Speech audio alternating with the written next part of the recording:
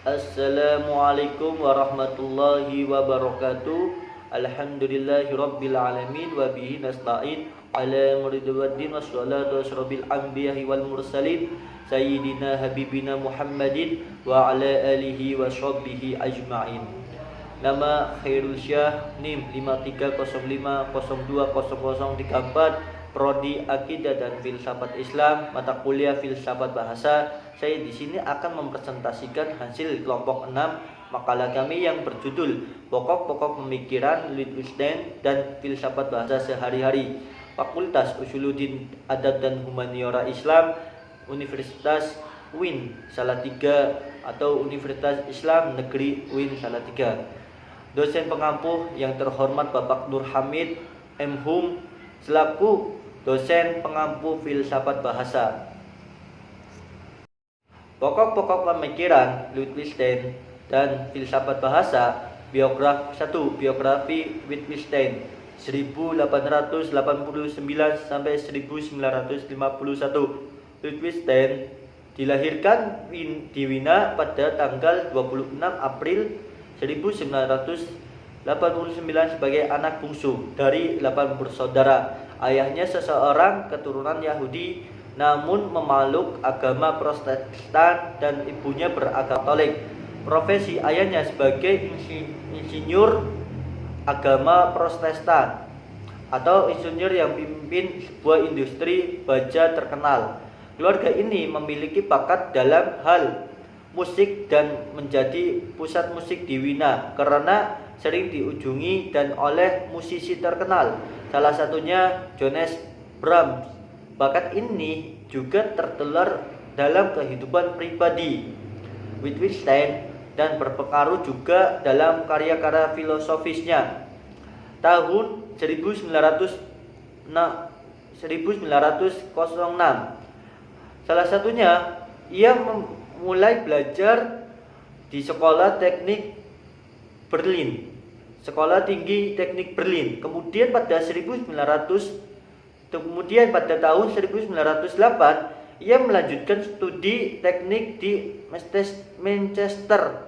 Ia lebih fokus pada bidang riset teknik pesawat terbang, khususnya di bagian mesin jet dan di baling-baling. Karena teknik mesin perlu banyak pengetahuan tentang matematika, maka perhatiannya lebih pada matematika dan filsafat matematika. Pada tahun 1912 ia masuk Universitas Cambridge dan mempelajari filsafat asuhan gurunya Bertrand Russell.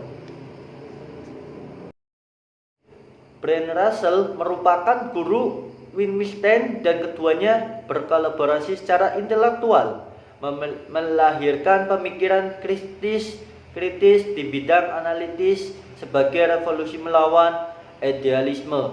Karya-karya banyak diterbitkan dalam majalah terkenal di Australia. Salah satu yang dikenal berjudul Logis Philosophisch Brandlugen, ulasan-ulasan logis dan filsafat atau filosofis. Edisi ini disertai suatu kata pengantar oleh Russell yang berjudul Socrates Logico Philosophicus. Wittgenstein sebenarnya tidak menyetujui isi kata pengantar Russell karena menurutnya dalam beberapa hal Russell tidak mengerti maksudnya. Beberapa catatan aslinya diterbitkan sebagai notebook 1914 sampai 1916. Catatan ini dapat membantu untuk memahami teks Socrates secara lebih baik. 2. Pemikiran Wittgenstein. Wittgenstein berpendapat bahwa bahasa menggambarkan realitas dan makna itu tidak lain daripada menggambarkan suatu keadaan faktual dalam realitas melalui bahasa. Jadi bahasa harus sungguh menggambarkan keadaan faktual yang ada dan terjadi. Makna dari bahasa itu akan ditimbul dari keadaan faktual tersebut, namun harus diakui bahwa penggunaan logika, bahasa, dan kejelasan atau menjelaskan keadaan faktual sering menimbulkan kekaburan makna atau bahkan tidak bermakna apa-apa. Hal ini dapat terjadi karena Wittgenstein berkeyakinan bahwa semua ucapan manusia mengandung satu atau lebih proposisi elementer. Artinya proposisi tersebut tidak dapat dianalisis lebih lanjut lagi. Namun dengan proposisi elementer yang dimaksudnya suatu bentuk logis, bukan suatu ucapan konkret. Karena bahasa itu merupakan gambar dunia. Subjek yang menggantungkan bahasa tidak termasuk bahasa dunia. Kematian merupakan batas dunia dan karenanya tidak dapat dibicarakan sebagai suatu unsur dunia. Juga Allah tidak dapat dipandang sebagai suatu dalam dunia, tidak dapat dikatakan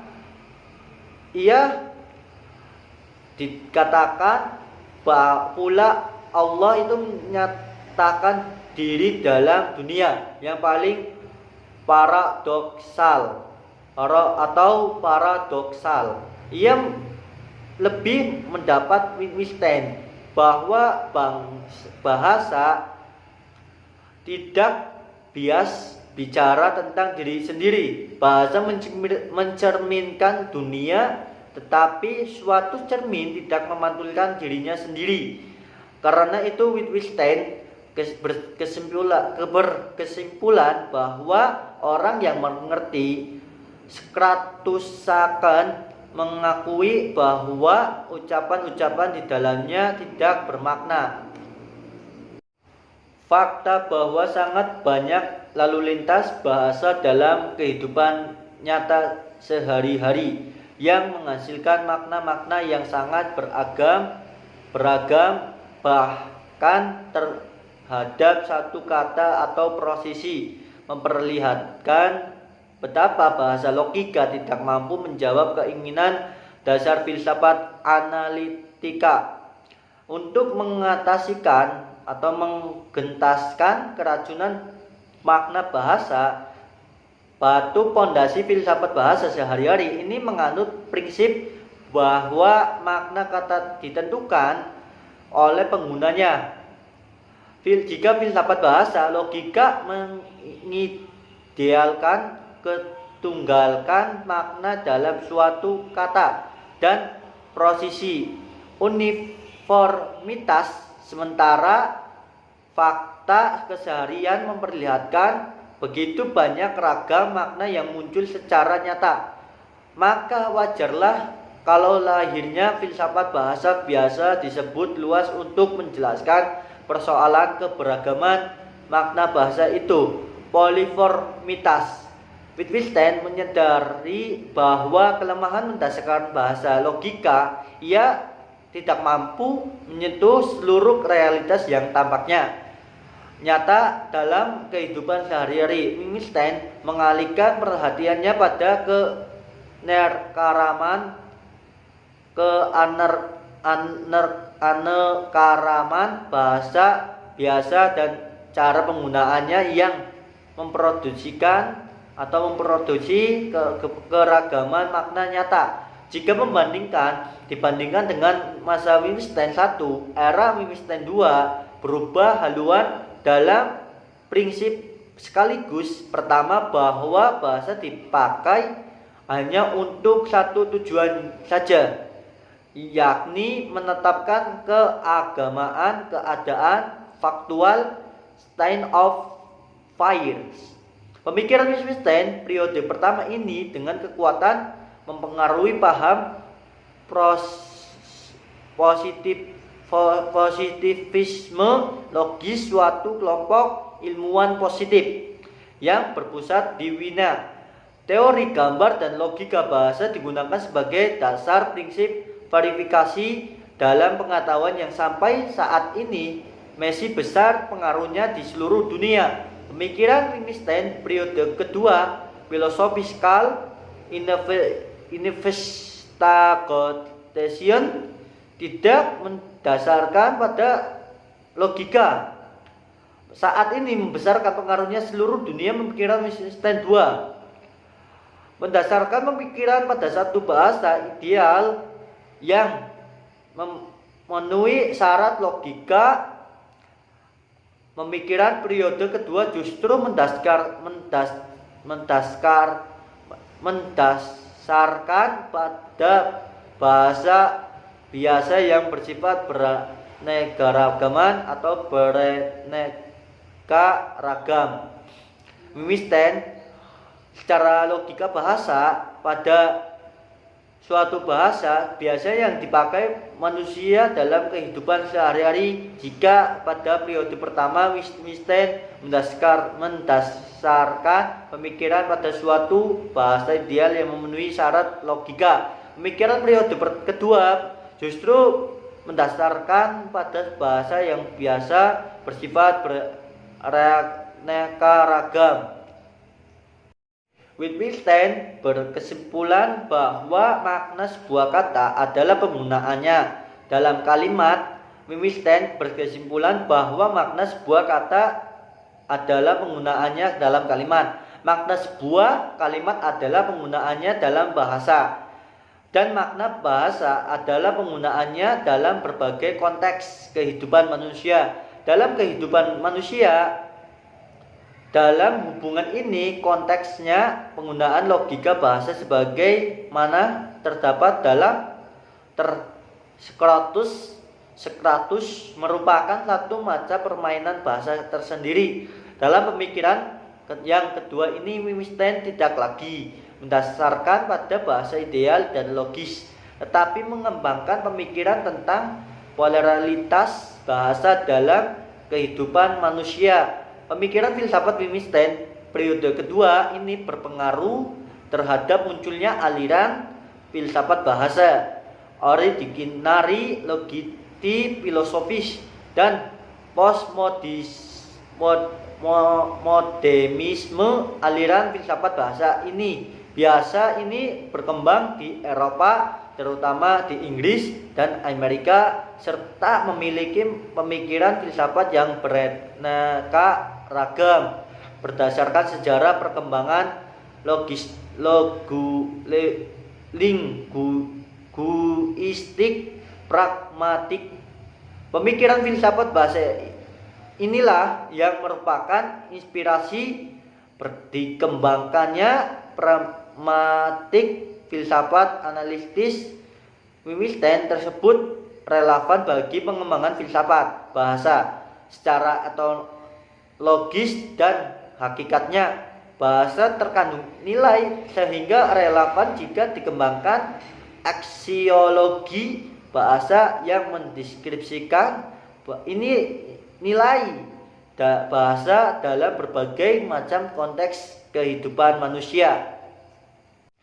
Kesimpulan berdasarkan hasil penelitian dan pembahasan dapat disimpulkan bahwa filsafat Wittgenstein merupakan karya besar yang bersifat inovatif dan mampu mengubah orientasi berkembangnya ilmu baik di Eropa maupun di Amerika. Pemikiran Wittgenstein periode pertama, Sokrates logis filosofus, merupakan sintesis ekstesis atau eklektis pemikiran filsafat analitis, empiritis, dan logis.